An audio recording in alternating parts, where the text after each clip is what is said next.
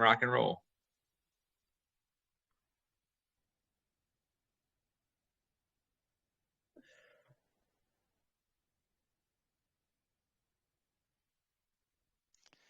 Good evening. Thank you for attending the Baltimore County Executive's third Budget Town Hall for District 1, hosted by your County Executive, Johnny Olszewski Jr., and your County Councilman, Councilman Tom Quirk. I am Pete Kriskumis, the Director of the Executive's Office of Community Engagement, and I am pleased to introduce to you Mandy Remmel, my colleague and your Community Outreach Coordinator.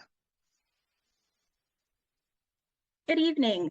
I'm excited to join you tonight for the District 1 Town Hall. My name is Mandy Remmel, and I am the District 1 Outreach Coordinator for the County Executive's Office of Community Engagement, and we appreciate you joining us this evening. Thank you, Mandy. Many of you may know Mandy as your point of contact for constituent inquiries or from your community meetings, and her serving as the co-chair of the Interfaith Advisory Group. In a moment, I will turn it over to Councilman Quirk for brief remarks, but first, I want to thank those who have submitted their questions or concerns in advance. The County Executive, one of his department heads on the call, or Councilman Quirk will answer as many of your budget-related questions as possible tonight. For those who are watching through social media, you may submit your budget-related questions in the comments section. They will be answered after the County Executive's budget presentation. If we cannot answer your questions tonight, Mandy Remmel, your District 1 representative, will follow up with you. It is now my honor and privilege to welcome your councilman, Councilman Tom Quirk.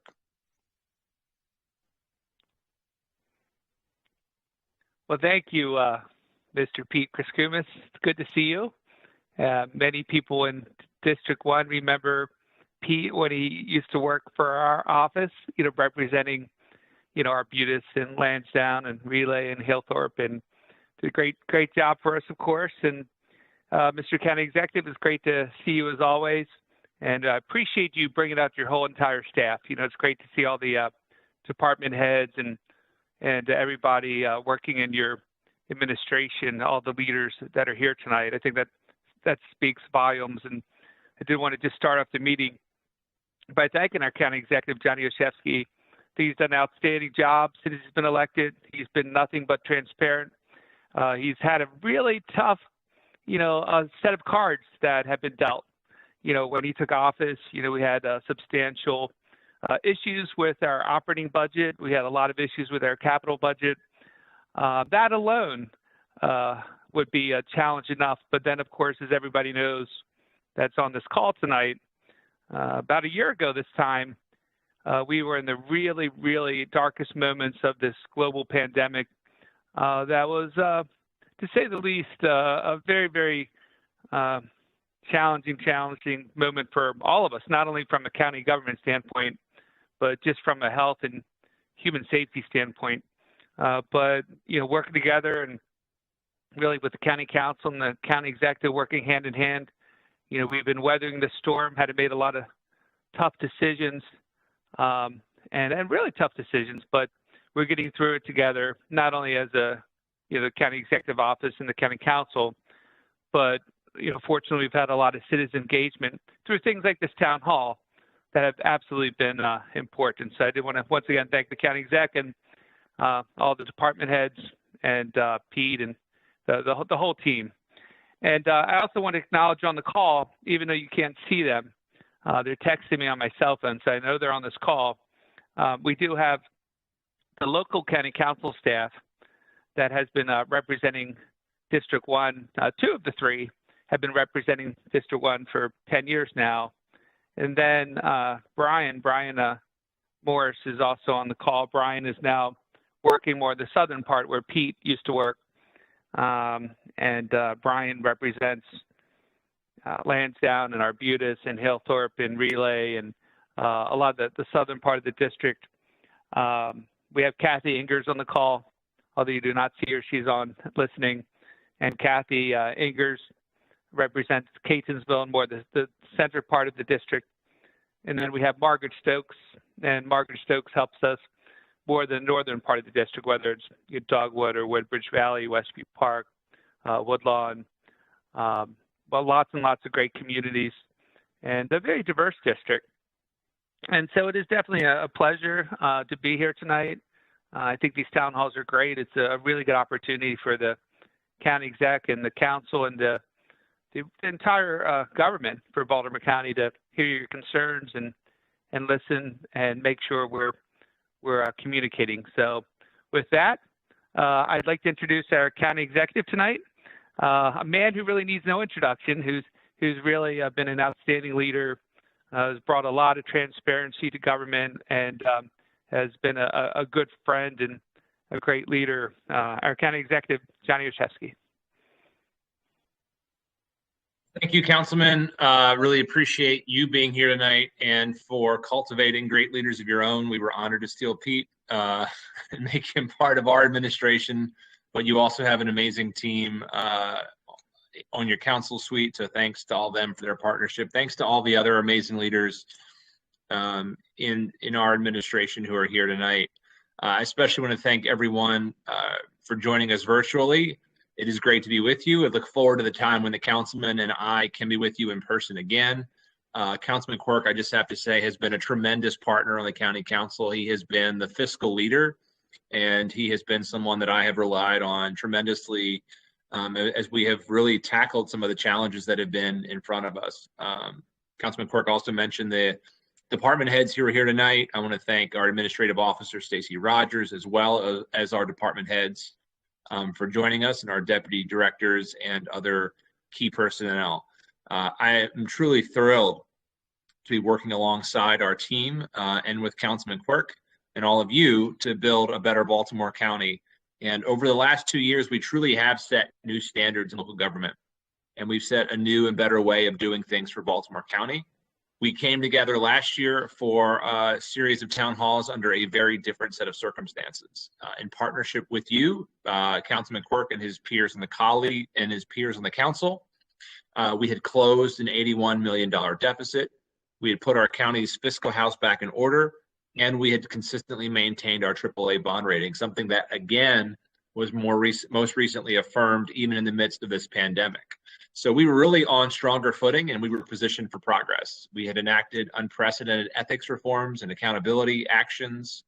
We have been releasing public dashboards, bringing new levels of transparency to government. And we were set to build upon record funding for things like schools and other investments in our communities. But then abruptly, we were struck with the COVID-19 pandemic, which completely upended our entire way of life. Now, at the beginning of the pandemic, we were forced to work with the county council to cut over $100 million in spending, but we did manage to pass a budget that focused on the essentials: education, public safety, and those critical services that our residents rely on.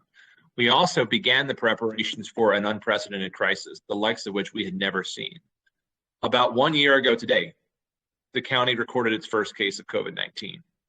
Today, we have over 51,000 confirmed cases, and unfortunately have lost over 1,200 of our neighbors and loved ones.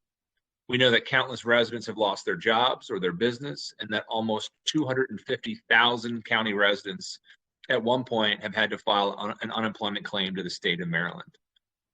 But within weeks, we also were able to pivot quickly, building a COVID-19 testing operation and providing over 440,000 tests free and without a doctor's note, giving out PPE, creating a robust contact tracing operation. And we've also seen and stepped up to the immense needs of our communities because we believe local government has an obligation to help people meet those basic needs. So we are, in fact, stepping up and meeting those needs. In partnership with Baltimore County Schools and the library, we've given out over 15 million meals. Also partnering with organizations like the Maryland Food Bank, H&S Bakery, and local Baltimore County farmers. Through our eviction prevention program, we've given out over $5 million to help 1,400 households stay in place. In June, we started phase 1 of that eviction prevention program, distributing $1.2 million to about 485 households. In phase 2, we allocated $5 million and partnered with nonprofits like the Community Assistance Network and Catholic Charities to distribute those funds efficiently. And through our initial phases, we found that the majority of applications for rental assistance were coming from 9 zip codes across Baltimore County that had high rates of housing instability and poverty, in addition to high rates of COVID-19 transmission. As a result, we were able to create an innovative partnership with the United Way of Central Maryland, providing 4.2 million more to over 900 households in those communities. And we look forward to doing more on this front. Proud to announce that the county recently secured, and Councilman Quirk and the council recently accepted, a $24.7 million grant from U.S. Treasury through its Emergency Rental Assistance Program. We expect that we can help at least another 1,250 families as a result. We're also closing the digital divide in Baltimore County, providing 6 months of Comcast Internet Essentials to about 11,000 of our households. We created a program to help our low-income families pay for childcare, supporting those who have school-age children currently in remote learning. We stood up a similar program for county employees who also have school-age children. And we are doing all that we can to help our neighbors, residents, and businesses alike get to the other side of this crisis. That is why we provided millions of dollars to help restaurants and businesses stay open, and millions more to keep staff and customers alike safe. We've given out over 1,350 grant applications across 6 different programs, totaling $21 million.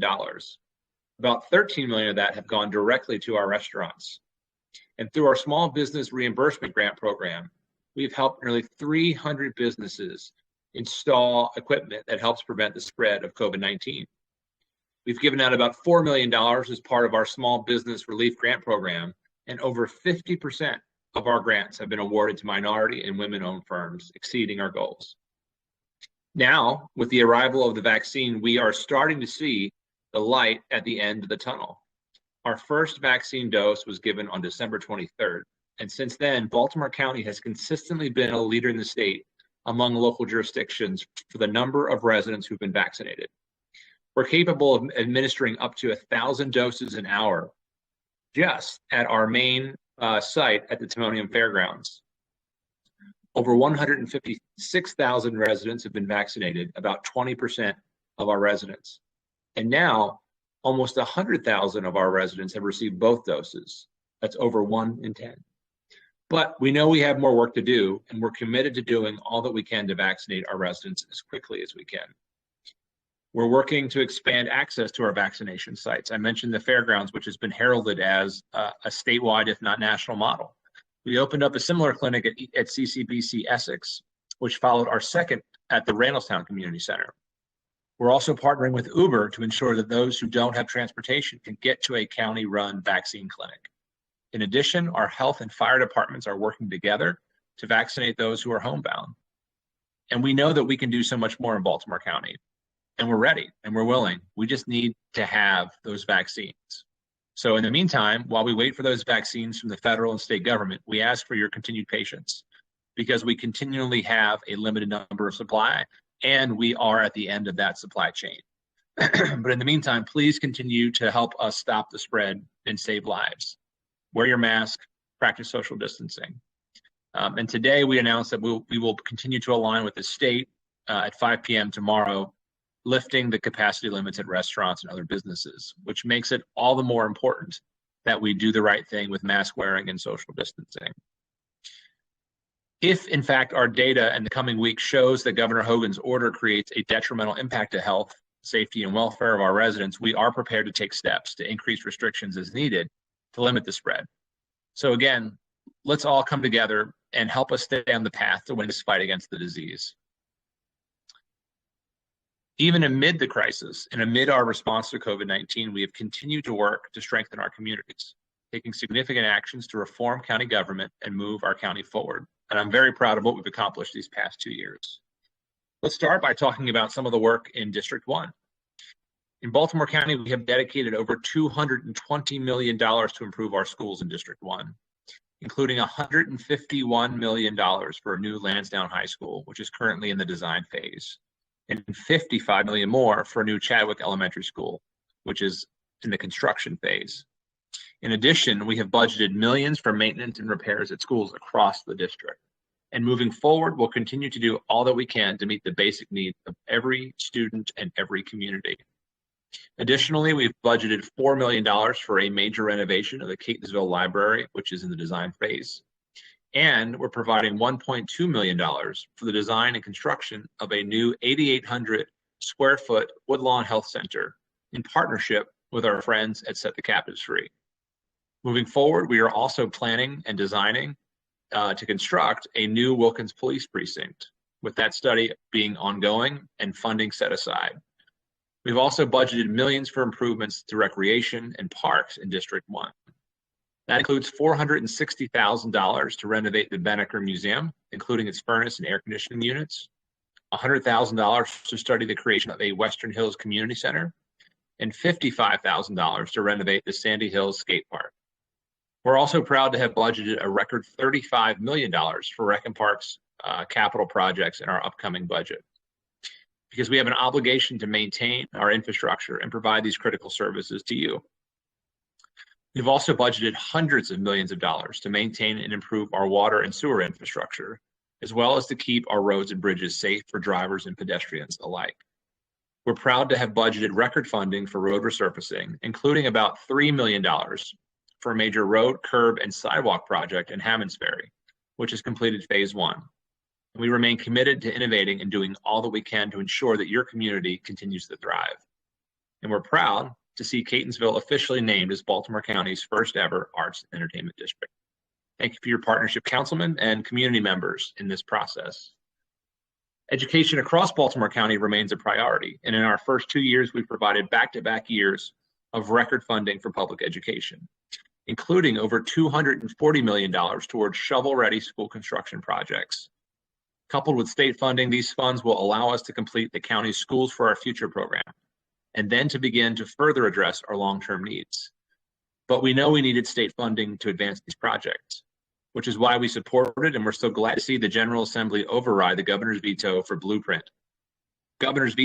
blueprint for Maryland's future, which is now unlocking $462 million for school construction under the Built to Learn Act. So I want to thank Baltimore County's delegation chair in particular, Catonsville's own Delegate Pat Young, who's been particularly a fierce leader and partner in helping to deliver both the blueprint and Built to Learn Act for the people of Baltimore County and across Maryland. I likewise want to thank the rest of the delegation and all of our leaders in Maryland for that fight. The blueprint will help us raise teacher pay in Baltimore County, make key investments inside the classroom, and ensure that our children have the resources they need to be successful.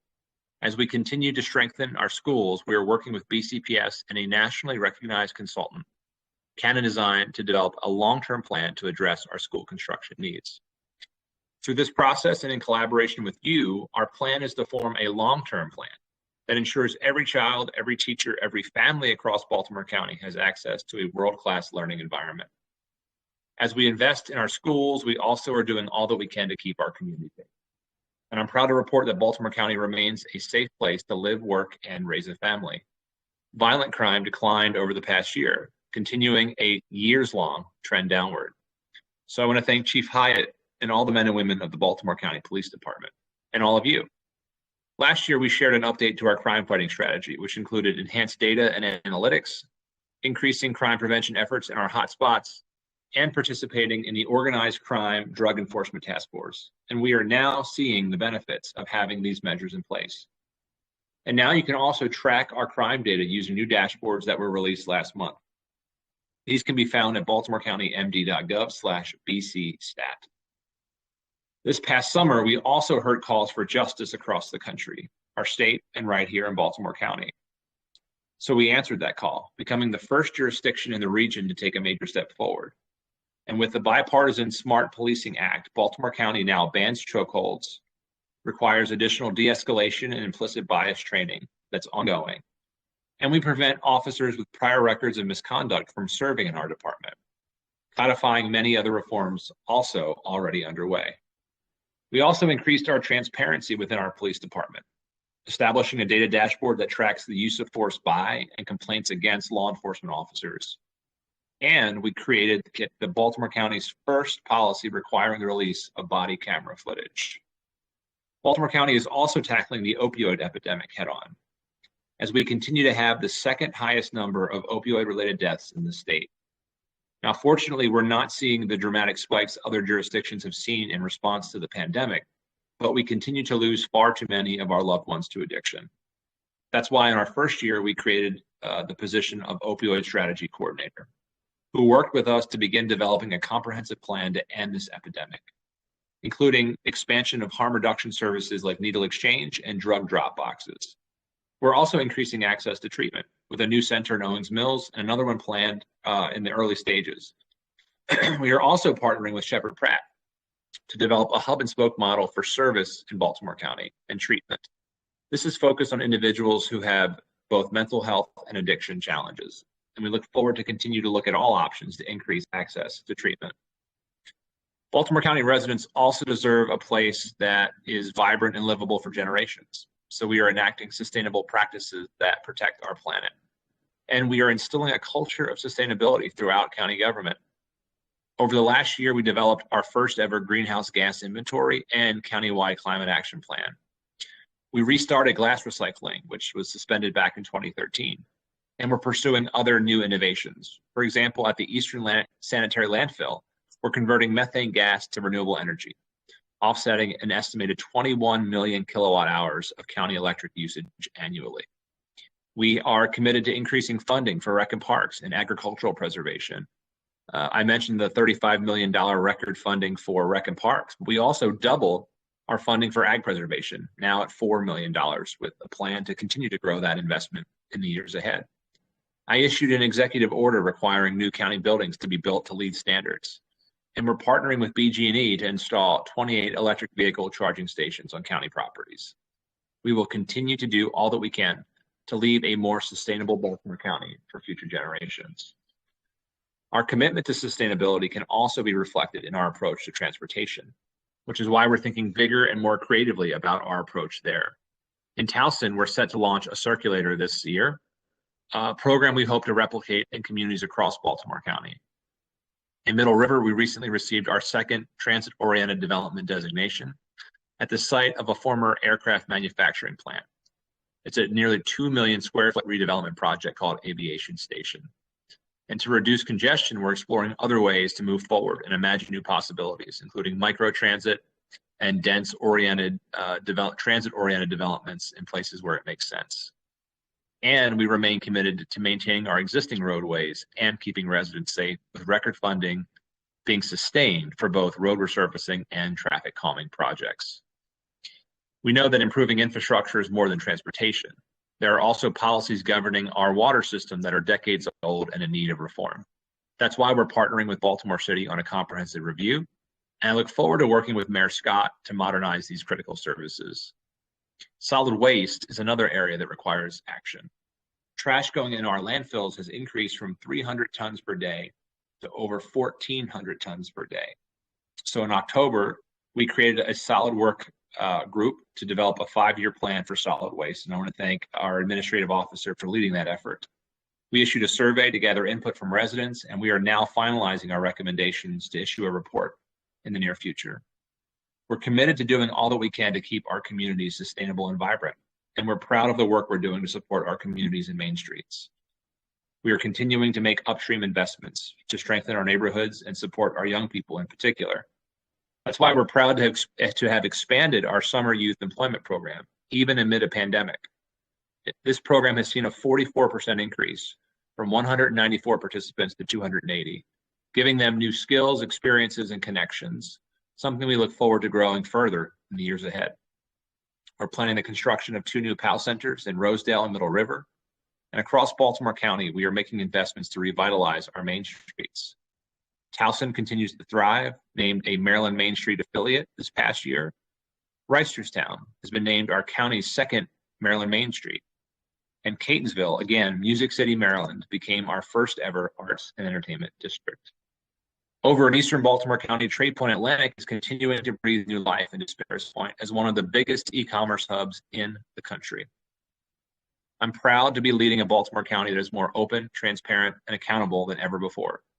With you and with Councilman Quirk and others, we passed an unprecedented ethics package, including a lobbying reform, a now successful charter amendment to establish public financing of local elections, and the creation of the county's first ever Inspector General. Last year, we took a number of steps to further heighten accountability and transparency, launching BC Stat, our data-driven performance management system, creating open data dashboards to increase accountability for county services, and creating Open Checkbook, which is an extension of our open budget platform that now allows you to track county spending down to the contract level. We worked with the county council to move work sessions later in the day. We established a 311 line, and we created an office of community engagement to ensure that every district has a dedicated representative. And as you met her at the top of this meeting, your first district coordinator is Mandy Remmel, and she is a passionate and dedicated representative for District 1. We also recently launched the county's first ever enterprise-wide operational efficiency study. We think this is an opportunity to rethink government operations, improve our services, and also find meaningful savings where we can. So we will continue to do all that we can to make Baltimore County more transparent, efficient, and accountable, especially as we recover from the COVID-19 pandemic. Because after facing an unprecedented crisis like this, our region has to work together to pick up the pieces and rebuild. And as we rebuild, we have to make a concerted effort to address the disparities that have always been there. We can't just rebuild our economy, we have to improve it. And our recovery must be holistic. So we are going to take bold actions to strengthen our business community, support our residents, and address inequities in our communities. As we recover, we'll be putting an emphasis on supporting small and independent businesses on our main streets. And we'll target resources to businesses that were hit hardest, like restaurants, movie theaters, and event venues. Some industries, such as hospitality and tourism, bore the brunt of this pandemic's economic impact. So we will be thinking creatively about how to support them. We'll also continue working with regional partners to develop a robust tourism strategy that highlights our homegrown assets right here in Baltimore County. But rest assured, we are putting all options on the table to support our business community, whether it's leveraging loan guarantees, investing on our main streets and business corridors, or expanding our small business service center. But we know that recovery works best when it's done in partnership and with an open dialogue. So we look forward to hearing from the business community and from you about ideas you'd like us to explore. Now, when this pandemic ends, we have to resolve to come back stronger than ever with family supporting jobs. That's why we're investing in the Job Connector program and making community college free for more by supporting the College Promise program. And as we continue our recovery, the county will continue our efforts to help residents meet their basic needs with continued eviction prevention and food distribution efforts. So in April, I will introduce the fiscal 22 budget to the County Council. The Council will approve this budget by May 31st. And as you know, you have an important role to play. So I look forward to hearing from you tonight about your priorities for our budget. Together, we can set our shared priorities, plan our recovery from this crisis, and ensure that we are positioned to come out stronger when we get on the other side. So with that, I will open the floor and turn things over to Pete, I believe, or Mandy. It's me, sir. Thank you, Mr. County Executive. Before we start with questions, again, I want to thank those who have submitted their questions or concerns in advance. The County Executive will answer as many of those questions as possible. A friendly reminder for those watching through social media, you can ask a question in the comments section and the County Executive will do his best to answer them live. If we cannot answer your question tonight, Mandy Remmel, your outreach coordinator, will follow up with you. Mr. County Executive, are you ready for me to kick us off? Let's do it. The first question or concern is from Casey. She is writing to express her opinion that the county priorities cite specific and measurable upgrades and improvements to K through 12 schools. Reviewing the budget, there is no specific criteria outlined as to what will be done. I feel this lends itself to accountability issues since there are no specific deliverables. Stating things like upgrades to facilities is too loose for citizens to feel heard. Your budget plans for schools would be strengthened by soliciting the concerns of the schools and your constituents and providing measurable, specific line items to be addressed. Well, thank you, Casey, for that. So two things. Look, as an educator, as a former county school teacher, as a parent, you know, the vibrancy and success of our schools are important to me, just as I know they are to Councilman Quirk, who's been another fierce advocate for education. I'm going to let Dr. Jennifer Lynch, our new Director of Educational Partnerships, talk to some of the criteria and the things that we're looking through in the My iPass process, the multi-year improvement plan for all schools. And then also I'm going to invite our administrative officer, Stacey Rogers, to talk a little bit about what we're trying to do moving towards more of outcome-based budgeting and some of the metrics we're starting to measure as a result of our budgeting practices. So Dr. Lynch and Stacy, and then if Councilman Quirk wanted to add anything. Good evening. Thank you very much. Right now, the My iPass process is underway. That's the multi-year improvement plan for all schools. And the process is being led by Canon Design, which is a national design team. And part of what we are trying to do is create a roadmap for future capital projects that will really be surrounded with equity for all of our schools. And it is a process that is multidimensional. It includes input from stakeholders, from small focus groups, from surveys, as well as an equity measure. And all of that is taken together in order to be able to provide a roadmap for future capital projects and planning. That's underway right now. There will be more opportunities for input from our community and community forums that will be happening in June. And we expect preliminary information to be ready in July. Thank you, Mr. County Executive, and good evening, everyone. The county is definitely moving toward outcome-based budgeting, which simply means we have aligned our priorities with our enterprise-wide strategic plan, which is the first enterprise-wide strategic plan in the county's history. And we want to thank Mr. CE for his vision and leadership to connect our priorities to our budget.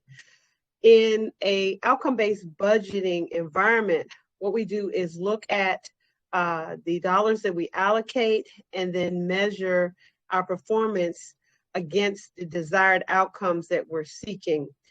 The school system has a strategic plan that they have developed, and they were also invited to the table with general county government to look at measurable outcomes that going forward we can tie to our financial investments from the budget that we can then share with the public to say, here's what we said we were going to do, here's what we've invested, and here's the outcome that we've received from those investments or return on investment. So we look forward to continuing to work with the school system and with all of our departments to identify key activities that support our enterprise strategic plan, and will give that transparency and accountability for the investments that we make. Thank you, Madam Mayo. The next question concern comes in from Daryl. What is the county doing to make sure that rent relief and other economic assistance as a result of the pandemic is accessible to our English-speaking and undocumented neighbors? Our non-English speaking, I'm sorry, apologize. Yeah, thank you very much for the question, Daryl. We have seen that this pandemic has exacerbated some of the disparities, whether it's health or income, that we already knew were challenges in Baltimore County. Councilman Quirk and his colleagues on the council have been great partners as we've tried to make sure that we are addressing the essential services of those most affected. So one of the individuals helping to lead a lot of this effort, particularly around individuals and families, is Terry Hickey, one of our deputy directors in Health and Human Services. So I think I may want to ask him to invite him to say a few words on this question. Sure. Thank you, Mr. County Executive, and thank you, Daryl, for that question. It's a really good one. First of all, at the county level, we want to make sure that no family in Baltimore County that's having issues with rent has to face barriers to receive assistance. And so we're constantly trying to look at these programs and develop more ways for people to be eligible for the funds. It's really important to note that due to the pandemic, not only do we have the most families probably in the county's history past due on rent, but the amount of rent they owe is also grown and grown over the course of the state of emergency. So the new funding that the county executive mentioned gives us a great deal more flexibility. It allows us to go back a number of additional months. It allows us to potentially fund forward while people get stable, get back to work. It also allows us to accept additional evidence of leases if you don't have a traditional written lease, which are going to benefit the populations, Daryl, you were asking about. Specifically, we've also ensured that these rental application forms are now available online in Spanish and English, and we're working with local advocacy organizations to make sure that families have access to assistance in completing these applications, and that we continue to do better in getting the word out so that nobody gets left out of these really critical resources. Thank you, Terry. The next question or concern comes in from Deborah. My community has been working with a landowner in the area for decades. He owns the Ridgeway Manor Nursing Home and a large vacant lot that's over 6 acres. He is a long-time property owner and business owner in the district, and he has been a good neighbor to our community. He has kindly allowed us access to the property for recreational purposes such as dog walks, jogging, and playing with our kids. But he is frustrated by the tax burden and upkeep of the land and feels inclined to develop it. I believe he thinks this is the only use the county wants for vacant land is housing due to its zoning. While I may have many concerns over zoning and development process in the county in general, I'd like to focus on this one particular parcel due to the overloaded sewer and stormwater infrastructure in the area. The land has proven to not be ideal for housing development, and many prospective developers have walked away. The owner is frustrated. Can the county provide creative support by proactively helping the owner of this property by budgeting money to preserve it as open space and allowing it to continue serving in its best role as rain and runoff absorption? At minimum, the county should be willing to provide the owner tax relief as long as the lot remains vacant and preserve an open space, because it is already benefiting the community as it is, and even increasing the values of existing properties. So thank you for that question.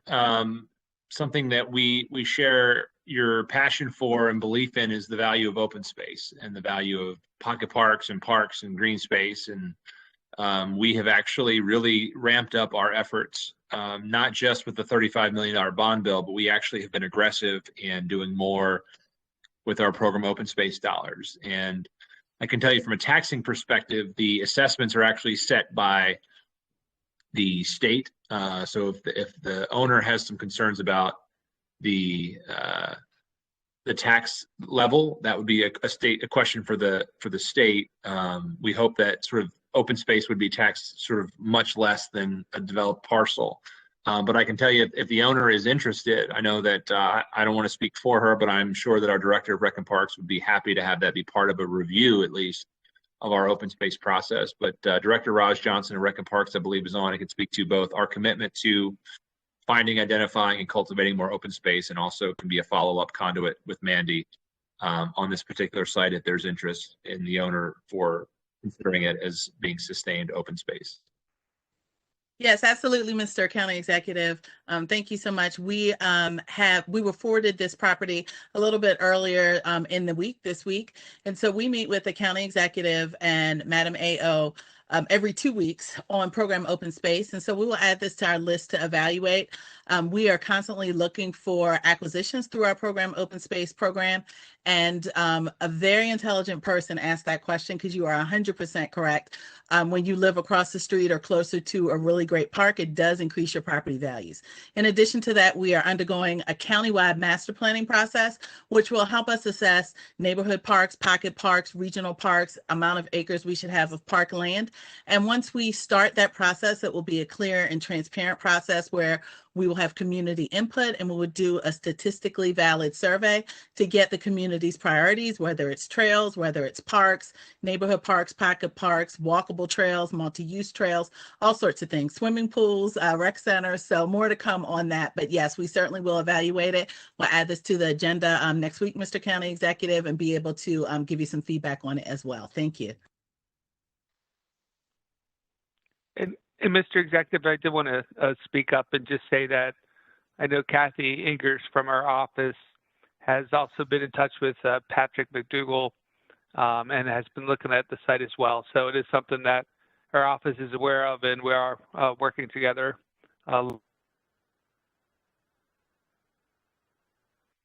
Perfect. Thank you. The next question comes in from Elizabeth. She is writing to propose a discussion regarding a paved multi-use recreation path of at least 12 miles of distance within Baltimore County. At this time, Baltimore County does not have a paved multi-use recreational path that equates to any distance.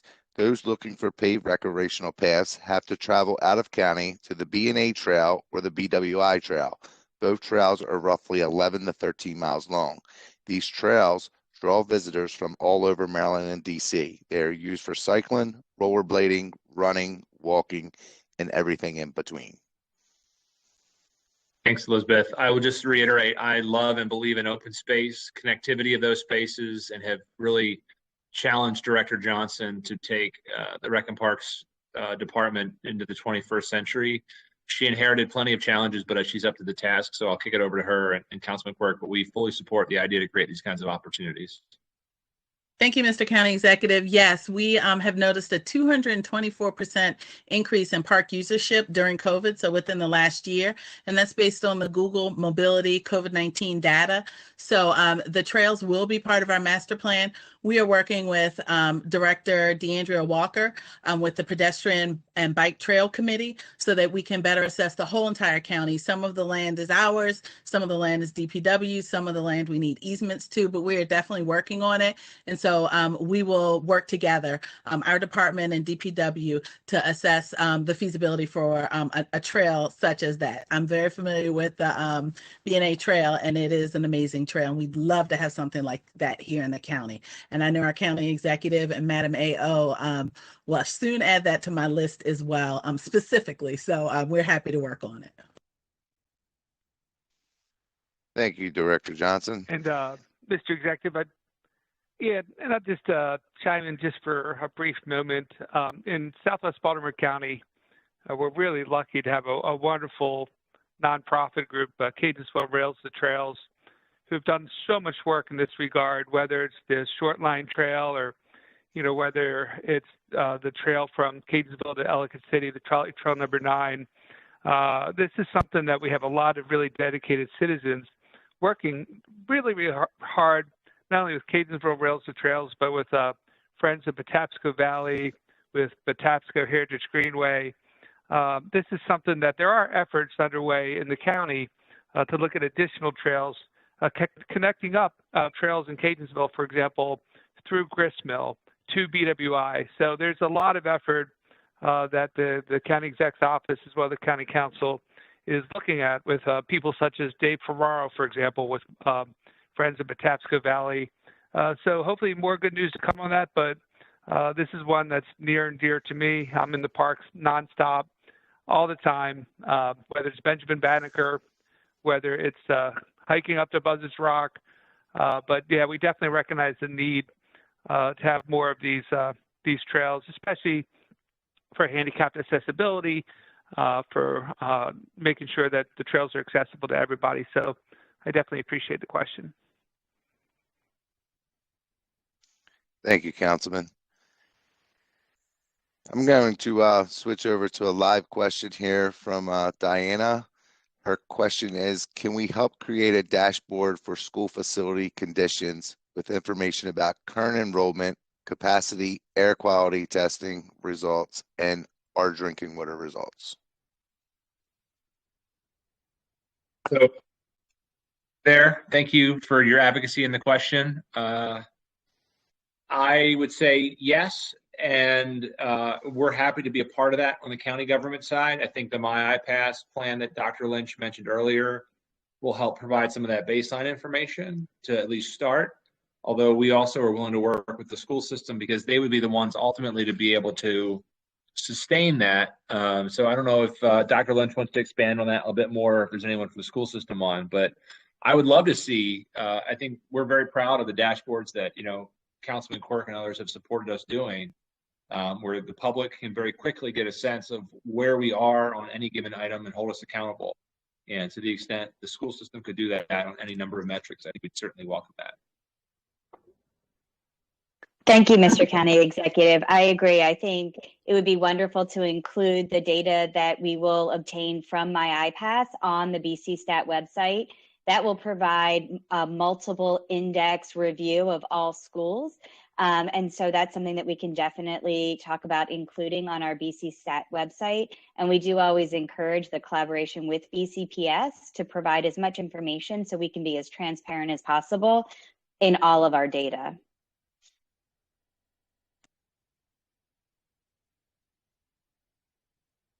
Thank you. Next question from social media is, what's the status of Security Square Mall and the vacant restaurant front along the road?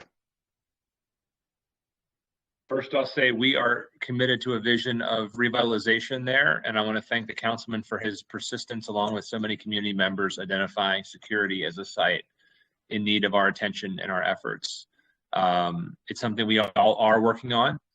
I do want to provide an update that even as we work with the councilman and others for a larger potential redevelopment opportunity, there have been submissions of plans for the 2 pad sites on the frontage that has been reviewed and I believe initially approved by members of the planning department and the permits and inspection, but that there's a designation associated with that is currently being appealed. So that is all working through a review and appeal process at this point. So currently at the Board of Appeals, the County Board of Appeals. I believe that's right. Director Gutwald, you can tell me if I'm wrong. And then I know Councilman Quirk, this is something you've been fighting for many years, are working to have comprehensive revitalization of that site. This is Pete Gutwald, Director of Permits, Approvals, and Inspections. Mr. County Executive, yes, you have that pretty much correct. The pad sites have not been approved. They're still pending, but the planned shopping center designation was approved, and that is what's being appealed in order for that gas station to, those pad sites to be permitted as approval. They needed that designation to move forward. So that's what's being appealed currently. Thank you. Thank you, Director. And Mr. County Exec, I do want to give special thanks to a lot of the County Exec's office on this issue for sure. In the last several years, I know our Chief of Staff is Stacy Rogers. I see Drew Vitter on the call. Leonard Howie has been great working on this. Dr. Branch, the work we're doing with Set the Captives Free. It's the best news about Security Square Mall is we have the investors. We have the people that want to invest and revitalize this whole area. So that is usually the issue. We don't have that issue. We have plenty of people that want to invest in this location. And another wonderful asset is we have the consumers. All around Security Square Mall is wonderful consumers with disposable income, and they want to support local business. So we have really 2 ingredients that are going to make this site eventually a great success. But as the county executive has said, unfortunately, a lot of this is still in some legal disputes. And until some of these legal disputes are worked through, we're waiting anxiously. But I did want to really kind of recognize the really teamwork and collaboration of the entire county exec office on this issue, because it's something we all recognize that this could be an amazing, and I mean exceptional, revitalization that would benefit the whole entire county. So there are definitely some very positive things underway, but I think some of them are being held back, unfortunately, with the with the appeals process and the legal entanglement. But we're looking forward to one day that being eventually past us and seeing a wonderful redevelopment, and it's going to happen. And I do appreciate Mr. Leonard Howie and the whole team really working hard on this issue. Thank you very much. Thank you, Councilman. The next question comes in from Hollis. He is writing to formally submit the issue of stormwater management on the 3000 block of Westchester Avenue for the county's review and comment during the upcoming town hall. He believes the county is aware of the flooding and stormwater management problems in the area that occurred due to the culvert at Westchester Avenue entrance to Trolley Trail line number 9 walking path being inadequate for the volume of stormwater that the area receives. The residents in this area have made countless good faith attempts to work with the county to resolve this issue. However, nothing has been done to mitigate the problem. Thanks, Hollis. Really appreciate the question. It is beyond my technical expertise, but I will tell you that we are committed to working with Councilman Quirk and our communities to ensure that we're addressing all of the stormwater and flood issues across the county, which is in the capable hands of our Director of Public Works, Director DeAndrea Walker, who's on, I believe. Yes, sir. Good evening, and thank you for that question. You are correct. The county is aware of the flooding that has been happening in that area for quite some time. I will tell you that we have been actively looking for solutions to try to deal with the flooding in the area. More recently this fall, there was a concept plan that we did internally to look at options of what we could do.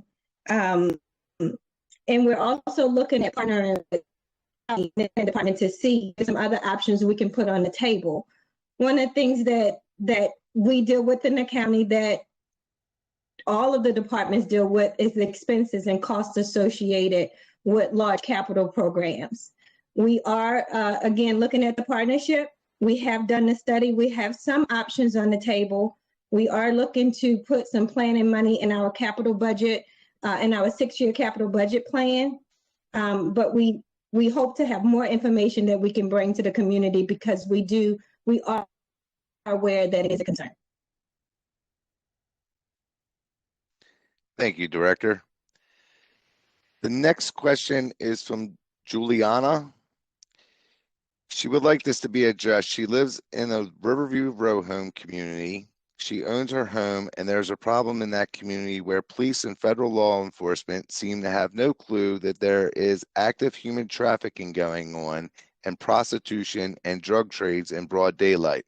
If the local law enforcement would patrol more, maybe some of this activity would stop. However, it continues.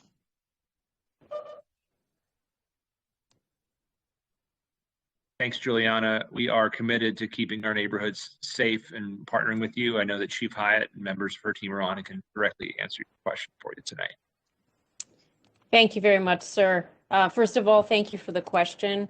To begin with, I'll say this, that all of us in Baltimore County are relentlessly committed to doing everything that we can to combat human trafficking. And our police department has been involved with Baltimore County's human trafficking work group since its inception. Unfortunately, it is a crime that often goes unreported. So I would encourage our entire community to report any incidents or suspecting human trafficking or things like that to us so that we can investigate them and bring individuals to justice that are involved in that. Specifically, I would certainly turn it over to Colonel Landsman in regards to specifics in the area. I know that he has some of his team on the call as well, but I can tell you we are very active in that community, and I'm going to turn it over to him for some more specifics. Thank you, Chief. And Captain Mitchell has been very engaged, having his folks down in that particular area of the Wilkins precinct, working with management there in that Riverview community, working on quality of life issues such as noise complaints, parking complaints, things that if left unchecked, will create an environment that is inviting to criminals to operate in.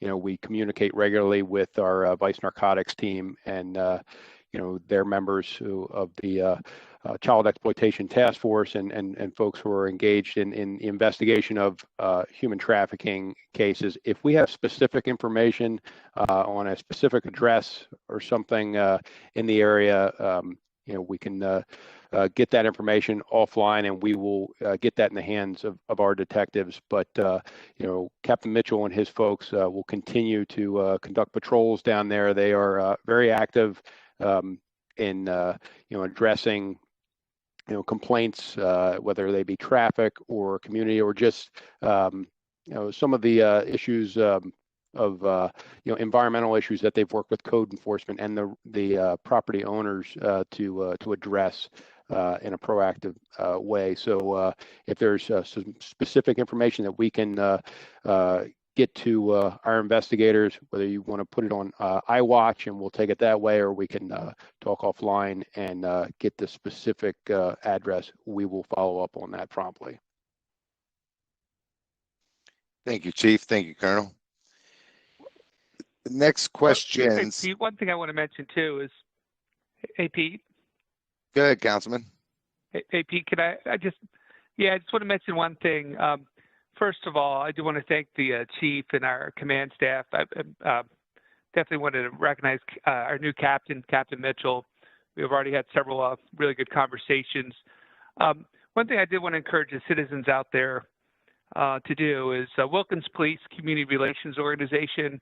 It's a wonderful group of citizens that engage with our local police in communication, working together, really trying to work as citizens and police working together. And I think that's something we do really well in Baltimore County. Is we really have an active group, whether it's the PCR groups around the county or in District 1, our Wilkins Police Community Relations Organization. It's a team. This is an issue we have to work together on, but I can promise everybody who's listening tonight that the police in this county work hand in hand together with the citizens collaboratively.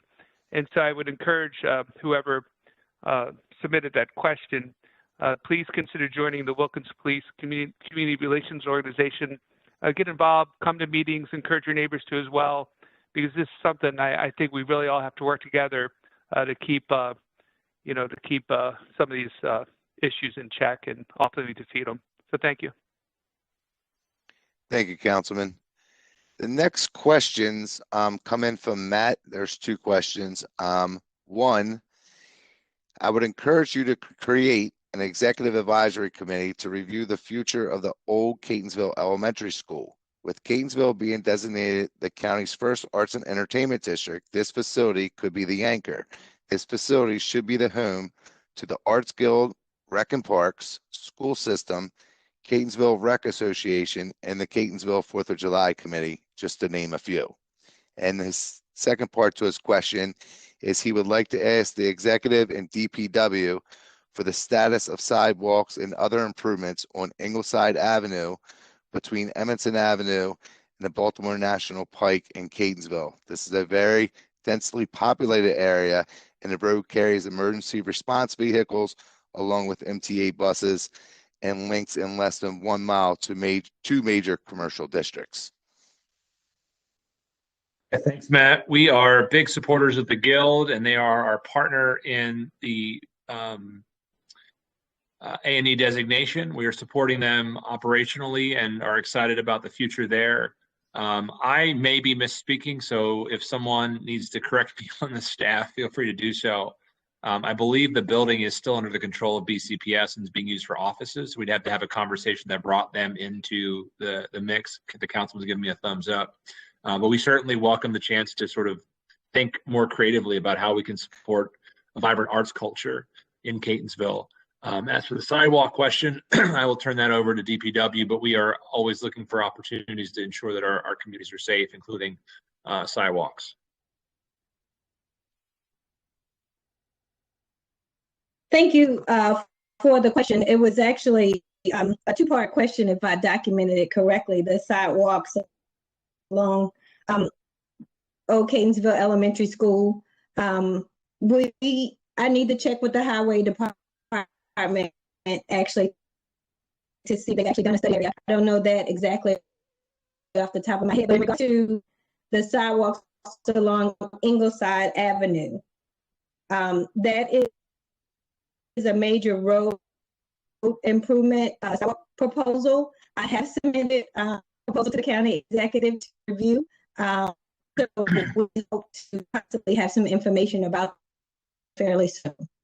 And I would just say that, we've heard, Matt, the police for sidewalks generally, but particularly at Ingleside. I remember being at the community association when I was campaigning for this office. I know Councilman Quirk has heard this.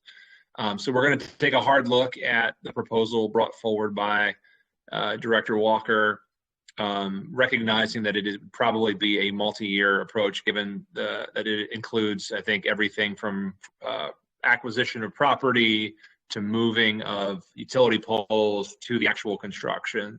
But we are taking a look at what was submitted, and we appreciate your feedback. Thank you.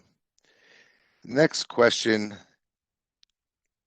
First, we are desperate for county and state to establish a text alert system. My daughter lives in Santa Rosa, California, and even I signed up for their text because they use it to announce fire evacuations. Having this would improve communication and transparency. I was so irritated when recycling was canceled due to the snow, but the only way that I knew was if I knew someone who knew someone. Text alerts would also be a good way to remind people what and how to recycle, include how much money it saves the county. Secondly, I think Baltimore County should establish a pride coalition to collaborate with Baltimore County city events, local businesses, as well as assisting school GSA efforts. It should be composed of members of the LGBTQ community and allies. Finally, I would like Baltimore County to consider an outreach like Howard County's #OneHoward initiative. I believe it's been changed under their current county executive, but still exists in various forms, especially in the school system. Great. Well, thank you, Laura. A lot there. But we are consistently trying to be at the cutting edge of being a modern, efficient county. It was a big win for us to bring a 311 system online. We have an app to sort of lodge questions and complaints and concerns. But certainly it sounds like there's even more opportunities about texting that we can explore. But a believer in the diversity inclusion efforts. We've been leading with those in Baltimore County. If there's a way we can look at other initiatives to do that, we want to do it too. So I think sort of open floor here between OIT, EOC, DPW on some of the questions raised by Laura. So any director or the AO or anyone who wants to jump in, we will allow them to do so. Mr. CEO, I will jump in on the LGBTQIA+ question. At Recreation and Parks, we just launched a task force of diverse staff to look at specific programming to the LGBTQIA+ community, particularly the teens. And we have coordinated with a Baltimore City agency or I guess nonprofit. And we're also looking at doing a pride event here in the county. So exciting things are on the forefront. So you absolutely hit the nail on the head. And so we're working on it in Recreation and Parks. Mr. CEO, I would like to piggyback on the recycling piece, which ties to the text alerts. We appreciate that feedback, particularly when we have to cancel services. But with respect to the recycling part, we are working as a part of our solid waste work group. One of our recommendations is a comprehensive education and outreach piece that we could also look at how alerts could be implemented into that outreach piece. I know our colleague Rob O'Connor is on with us this evening. He may be able to speak specifically to the technology part of it.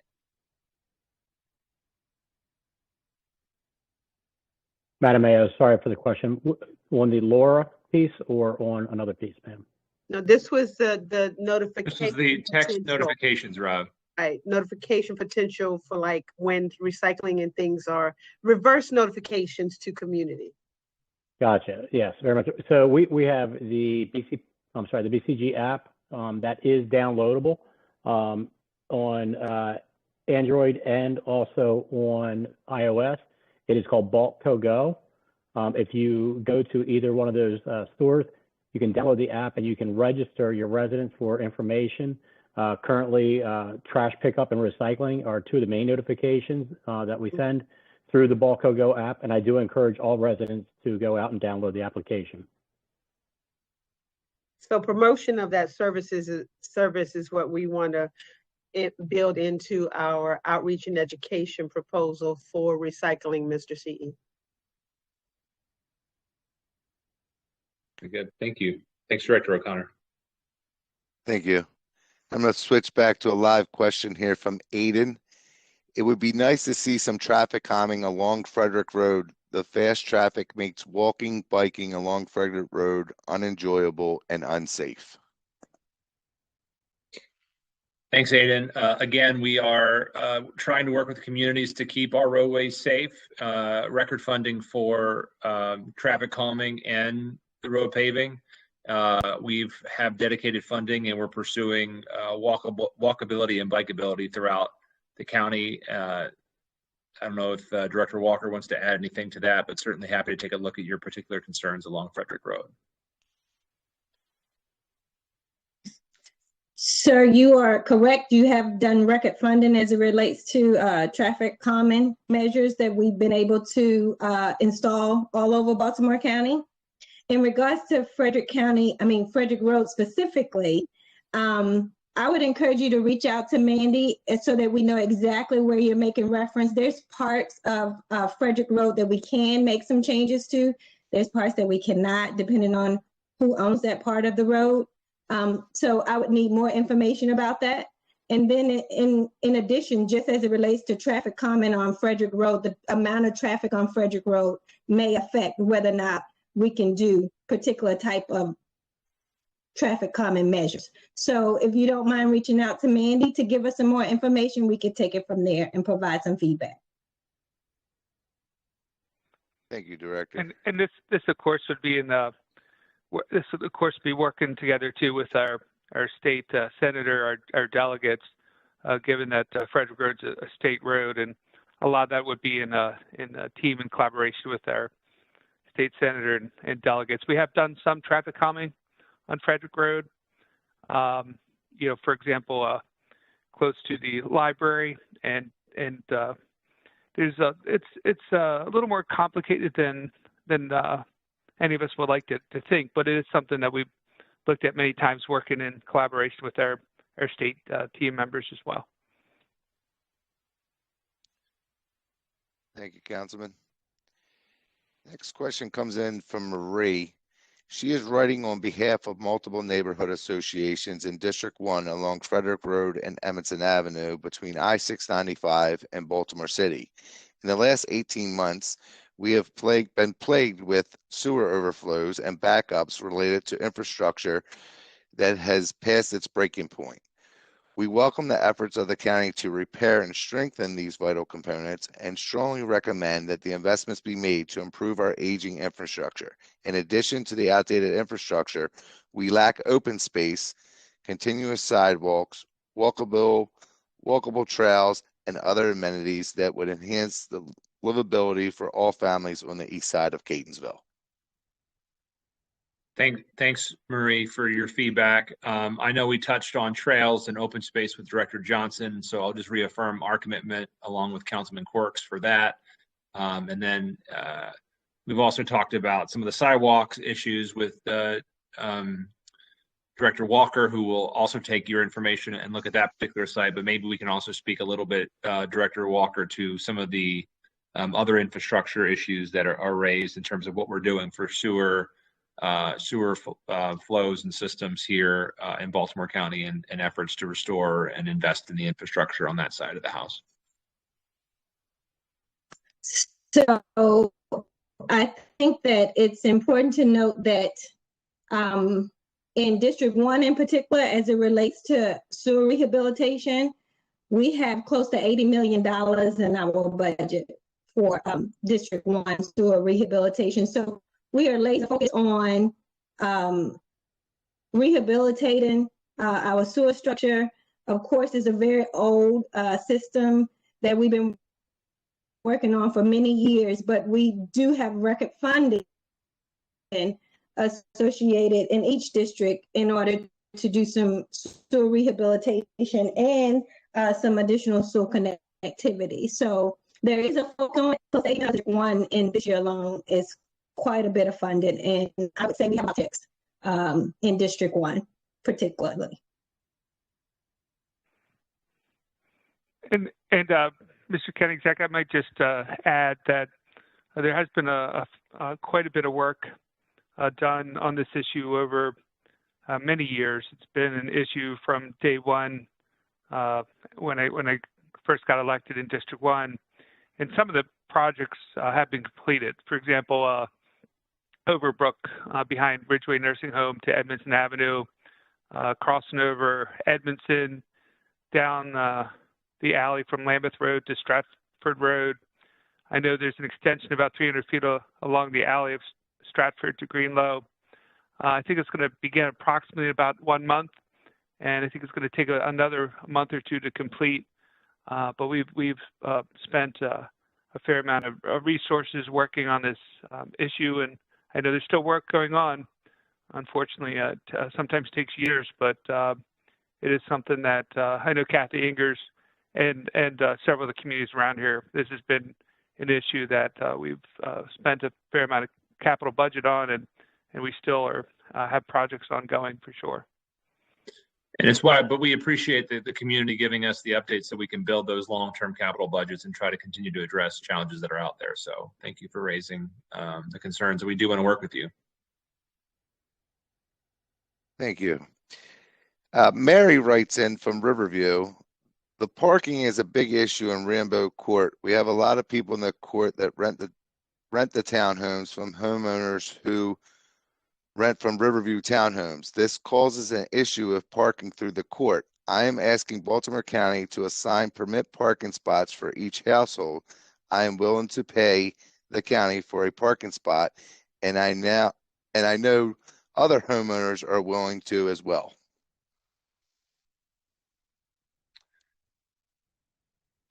So parking, I think maybe if the police department want to speak to any thoughts they have in terms of or suggestions relative to some of the parking issues that are out there.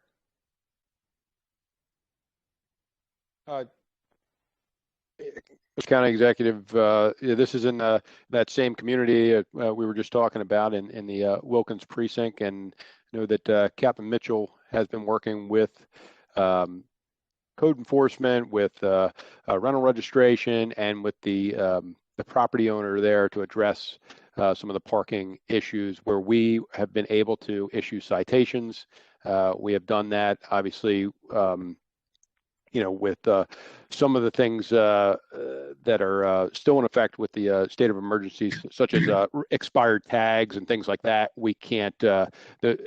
Some residents believe that vehicle is abandoned because tags are out of date, but we have those are not going to be violations till after the state of emergency is lifted. But this is something that the Wilkins precinct is actively working on. And Captain Mitchell, do you have anything to add to that? I think. Good evening, everybody. Thanks, Colonel. My outreach is in there constantly. It's Officer Callie Seaton as well as Tom Wareheim. They were down there the other day issuing parking tickets to illegally parked vehicles. I think some homes have a large amount of people living in them, which maybe take up a lot of spaces. There are no assigned parking spots down there, but any illegally parked vehicle we are addressing immediately. We are constantly in that neighborhood. To say that we saturated that area, it would be an understatement. So like the Colonel said, we're addressing any quality of life issues in that community as soon as they arise. So we'll stay on top of it. We'll continue to be down there. Thank you, Captain and Colonel. I'll just reiterate what Colonel Landsman said about we really do try to provide an integrated approach. It's something that I'm keen on, our administrative officer is keen on, of not just having one department be responsible for all the solutions. So certainly we work with our police leadership, PAI, code, inspections, and try to really come up with comprehensive solutions. So Mandy and our team will also continue working with you to address some of the challenges and issues you've raised here tonight. So thank you. Thank you, Colonel. Thank you, Captain. Monique wrote in, can we get an IKEA where the old Shoppers used to be? This will allow for an indoor play place as well as indoor eating area and a furniture store, as well as create plenty of new jobs. This will be a fantastic addition to the area and much needed modernize the area as well. The Shoppers building has been sitting there abandoned for far too long. Thanks, Monique. We believe in reinvestment and revitalization and growing an economy that works for everyone and having these areas revitalized. He reminds me that he's no longer new, but our still recently hired Director of Economic and Workforce Development, Leonard Howie, I believe, is on, or someone on his team. And he is trying to drive progress, not just here, but at security and across Baltimore County. So in addition to maybe hiring you to come help him work on the project, give him a chance to just say a few words about the effort he and his team are leading. Thank you, Mr. CE. First of all, I'll just echo what the CE said. It is very high on our list of priorities to make sure that we make smart decisions, especially when it comes to retail, on projects that will really work. The IKEA is obviously an intriguing idea. I know we have one already in the area. But the important thing is the processes that we have in place, working together with the planning department to ensure that we are gathering the input from the community and working down all leads to ensure that we do explore all the opportunities that are out there. But as CE said, we are actively searching for opportunities to fill a lot of our vacant spaces with vibrant retail and other opportunities. Thank you, Director. Anyone else have anything they'd like to add? All right. Olivia has written in to express her support for additional budget support for environmental initiatives, including land preservation and restoration, like the work done by the Gunpowder Valley Conservancy. I love the work that they are doing. We are, as we talked about in our presentation, we are prioritizing land preservation, ag preservation, partnering with environmental organizations. He's now our Director of Planning, but before that he was leading our sustainability efforts. So Director Lafferty, I believe, is on and maybe want to speak to sort of some of the work we've done and what we are yet to do. Thank you, Mr. County Executive, and thank you for that question, because I think we all feel very passionate that there should be more and more opportunities to protect and preserve land and provide more open space opportunities. In fact, thanks to Director Dave Likens, we learned that, and actually through the County Executive, we learned that the Gunpowder Valley Conservancy just received an award for their outstanding work with a homeowners association on the east side of the county. And that is the kind of model that we're trying to encourage. The Environmental Protection and Sustainability Department does fund organizations, including the Patapsco Heritage Greenway and Gunpowder Valley Conservancy, to foster these kind of protective efforts. On a larger scale, the county executive has increased the budget for agricultural and other land preservation efforts. We now have, thanks to Councilman Quirk and other members of the council, 13 farms that we're going to seek to put in preservation so that development does not occur. At the same time, continue to do our outreach to find more properties that might be able to be brought into our ag preservation program. On a different scale, I know that Director Johnson in Recreation and Parks is working very hard to find some smaller properties that may be appropriate in the built-out communities, such as those that we see in the Southwest. So, we're undertaking some, I think, pretty active efforts. Obviously, it's only a start. We have a lot more to do. And the way that each community gets stronger is to have as much open space and open space opportunities as possible. Yeah, and I do want to chime in just briefly on this one as well. As in addition to the good work that the county is doing with ag preservation and trying to protect some of this critical open space, and as Mr. Steve Lafferty alluded to as well, I did want to give a shout out to Neighbor Space, which is a wonderful program dedicated to protecting open space inside the URDL, often whether it's a small parcel or different land that's beneficial to the community. And the county's also been very supportive of programs inside the URDL to try to preserve open space. And fortunately, we have a wonderful partner, Neighbor Space, that does great work here, and we hope to continue to support their efforts as well. So we're 100% on the same page. Yep. Thank you. The Patapsco Heritage Greenway wrote in that they are proud of the role of their organization, that their organization plays in the community and the positive contributions they have made to the health and well-being of residents while helping steward the historic natural culture and recreational resources of Baltimore County. They wanted to thank Baltimore County for the $60,000 of support provided by Baltimore County in the FY21 budget, and they have been able to effectively carry out its mission of preserving, protecting, interpreting, and restoring the environment, history, and culture of Maryland's most dramatic river valley. As you prepare your proposed FY22 budget, we respectfully ask that you include the same $60,000 level of funding for our organization. I just want to say thank you for the work you do. Proud to support you, and look forward to supporting you further in the years ahead. County Executive Dave Likens from... echo onto that is... No, go ahead. Go ahead, Councilman. Yeah, just very briefly, I can't say enough positive stuff about Patapsco Heritage Greenway. They're just an amazing group, really exceptional, dedicated volunteers.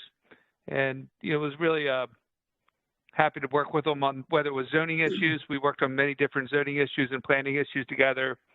And also with Simpkins Mill, we worked a lot on that one. And, of course, the designation itself, the Greenways designation. And so, we got Kingsville Rails Trails, Patapsco Heritage Greenway, Friends of Patapsco, Neighbor Space. We got a lot of wonderful programs that we partner with. And I greatly appreciate the support of the county exec on these programs. Very, very good ally here. And so I do want to just thank the volunteers and the exec's office for their strong support here. And Dave Likens from Environmental Protection. I also want to reiterate what the councilman said. They're one of our newer watershed associations. They do great work. They're very enthusiastic. We're very happy to have them in our fold of one of our watershed associations that we give grants to. And I can assure them that we're evaluating our watershed grants for the FY 2022, but they will certainly be receiving what they received last year. Thank you, Director. Next question comes in from Teresa from Riverview. She would like to know what steps are Baltimore County taking to enforce the current codes with code enforcement and rental registration? Thanks, Teresa. I'm going to give that over to Director Gutwald to talk a little bit about, but what I also wanted to just mention is that Councilman Quirk actually helped spur a work group on this issue that had some recommendations that we're looking at, and maybe the director wants to mention on this, is just about how we are trying to also elevate the existing structures and functions in place in this space and in code enforcement generally. Sure, thank you, Mr. County Executive. Good question. Yes, we are moving towards, implementing a lot of the task force on code enforcement, the recommendations outlined in that task force. We are also trying to leverage other funds to increase our enforcement activities. But in particular, some of the things that we're dealing with, rental registration, where I just met with staff this morning to start looking at the rental registration and what kind of activities or things we need to implement, whether it's in legislation or not, to try and enhance and improve what we're doing with vacant registrations and improve the code enforcement on on vacant and abandoned properties, as well as rental registrations throughout the county. In addition, I'm working with the law office to look at ways where we have repeat offenders who are not following the rules and the regulations with code enforcement. So we're looking at other options through our code enforcement process for penalties, whether it's not just the liens, but the citations, but what further actions that we can do to sort of grab people that aren't following the rules, their attentions, to grab their attention, so to speak. So I don't know if the councilman wants to speak on that as well.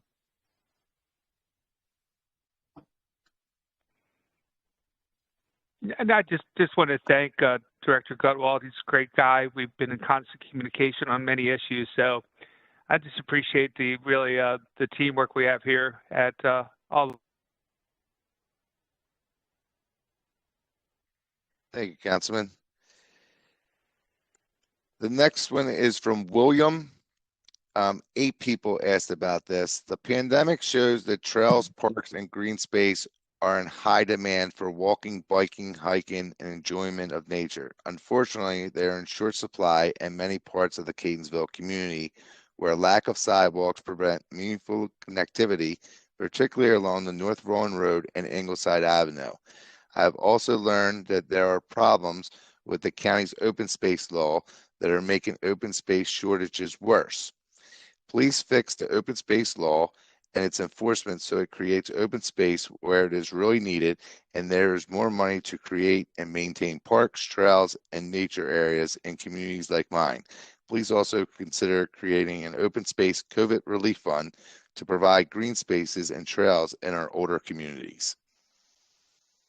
William and 8 others. I'm sure a COVID relief fund for open space would be music to the ears of Director Johnson. Additionally, we are actively looking at and working to address the open space fees and requirements as well. I think Director Lafferty has been active in that work. And he may be the best director sort of to give an update on sort of where we are and where we're trying to head in the months ahead.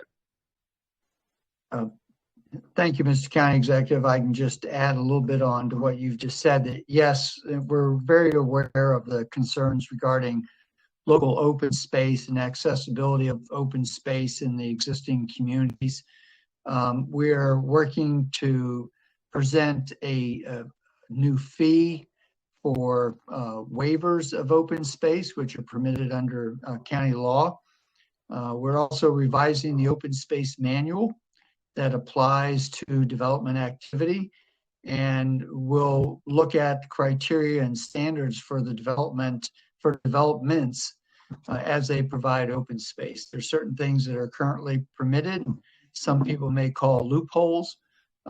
We've had a lot of conversations with advocates, particularly with representatives of neighbor space that the councilman referenced earlier, and expect to look at this issue because when the law was developed, we were in different times, and as the needs continue to grow and have been highlighted during the pandemic, we recognize we need to revisit these issues. Thank you, Director. Councilman, do you have anything you'd like to add? I think Director Lafferty absolutely nailed the question. I mean, he's exactly right. We have a lot of communities, a lot of older communities that were built long before we required sidewalks and curbs, and but we're definitely working on it. It's a very expensive item, but we hear what you're saying, and I think we all absolutely agree. Thank you. Our next one comes in from Yolanda. How often do residents need to update their handicap sign parking permit? I believe neighbors have passed on and family members renting out their home are using the handicap space for parking as an incentive. How long can someone keep pod boxes in a residential area on the street? I have always had issues with neighbors double parking and blocking me in. What can I do to resolve this issue? Thanks, Yolanda. DeAndrea, is that a question that you have access to, or maybe also be some state implications? But yes, right. So the parking, the handicap parking, we do applications in association with MVA for handicap parking in front of homes in Baltimore County. Typically, well, the rule is when the tag expires, the handicap parking space expires unless you renew it again and you get another sticker without an expiration date. There's typically an expiration date on that tag. Now, if they pass it over to another family member in a different vehicle, that vehicle is associated with that tag. There's a tag on the back and the front and should be a hanging tag. That's usually when we give the parking spot. So if they move the vehicle to another family member, I don't know how we would control that, but if it's expired, we typically take down the parking location for them. Hopefully that answers your question. The pods, I don't have an answer on the pods. Thank you, Director. we'll find out for you. Mm-hmm. We will have Mandy Remmel look into that one. I'm going to jump over to a live question that came in on social media. What is the status of the new Wilkins police station? So I am going to give Director Blades, if he is on. We have not heard from the Office of Budget and Finance tonight, who gets to help craft all of these priorities too. So you might want to make Director Blades your best friend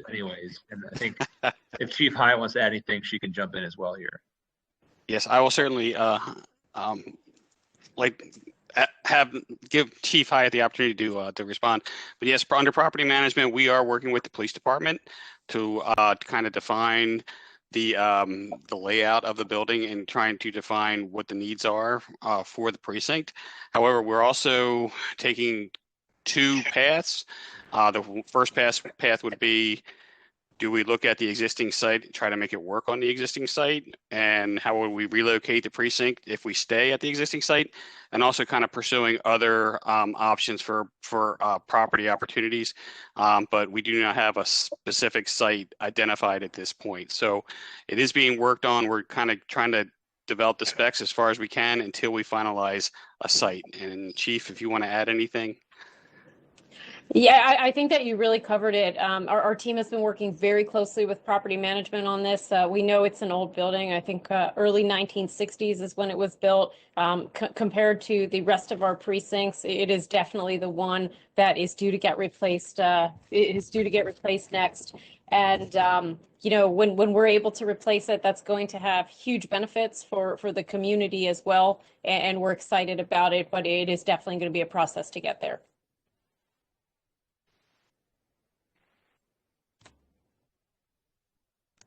Councilman, do you have anything you'd like to add?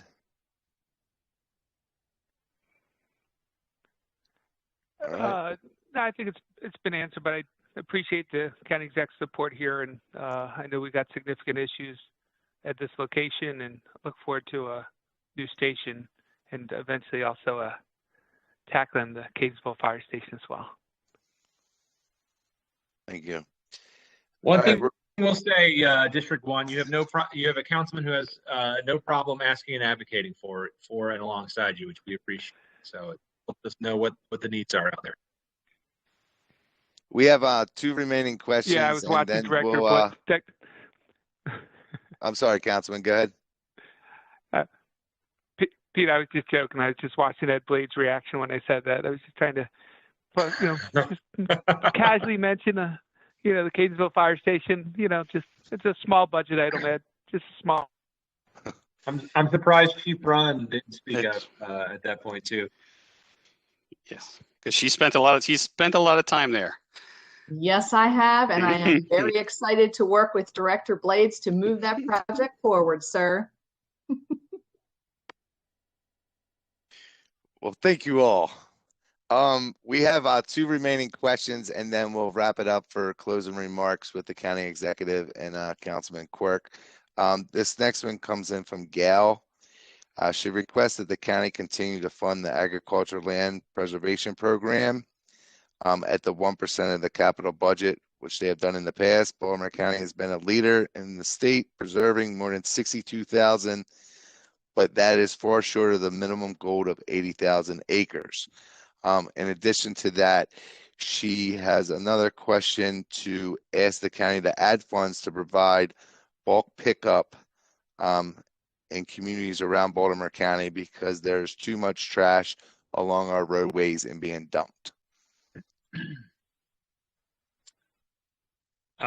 Again, I just will reiterate my support for growing our budget and investment in the preservation, and also have heard from communities about finding more ways to address both trash litter and dumping. So I don't know if any of the department heads want to speak to any of those issues again, but we'll, bulk trash, for example, is something that's been raised in several other town halls. It's been part of the consideration of Administrator Rogers' work group on the 5-year plan. Certainly would be a new cost that we'd have to factor as part of the budget, but we are trying to look at these issues very seriously. Mr. County Executive, I can address the land preservation issue. It was touched upon earlier.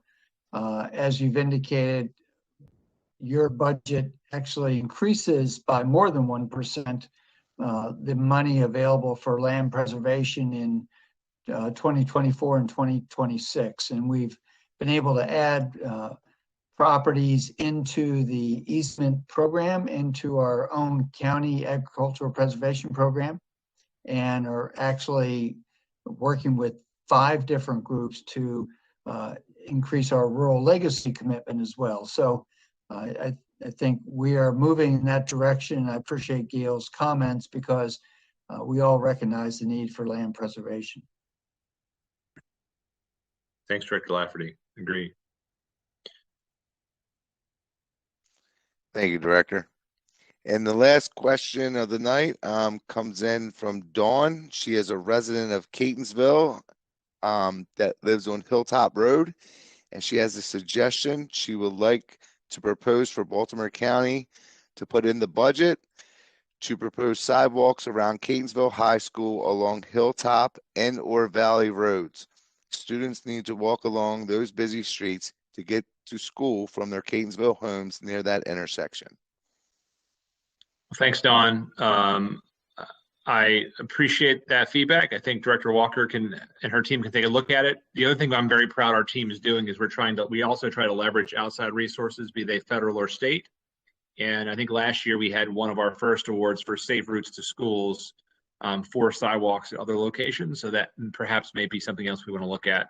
Director Walker, I don't know if you wanted to add to that. So we have several schools that have this year will be receiving sidewalks along the Safe Route to Schools program. I would need to look and see if Catonsville High School, we are focusing on the high schools this year. We did focus on the elementary, middle, and now we're going into the phase of the high school. So I would need to look and see if Catonsville High School is one of those schools that are under the umbrella of Safe Route to Schools. Thank you, Director. With that, Mr. County Executive, I will turn the floor back over to you for some closing remarks. Thanks, Pete. Thank you for facilitating. Thanks again to all of the directors and members of our team for showing up. Special thanks to Councilman Quirk for his partnership and his time tonight in District 1, but most importantly, thanks to all of you for your partnership and your support as we continue to grow our county and become stronger and better in the years ahead. This will be yet another budget that is influenced by your feedback and these questions. If you got an incomplete answer or need additional information, Mandy Remmel will be following up, but it is our pleasure to serve you and partner with you to build a better Baltimore County. And we're looking forward to the budget process. In the meantime, as we're doing that, make sure we stay safe out there. Make sure that you keep your distance, wear your mask, wash your hands, and most importantly, get your vaccine when you're eligible. So, Councilman Quirk, any last thoughts before we wrap tonight? I just wanted to thank you, Mr. County Executive, and your leadership team. You know, I have the grid up so I can see everybody on this call, and there's a ton of people on this call. It's very very impressive. It's late in the evening. We have the whole entire leadership of the Baltimore County government here. And so I did want to thank all the directors, the whole leadership team.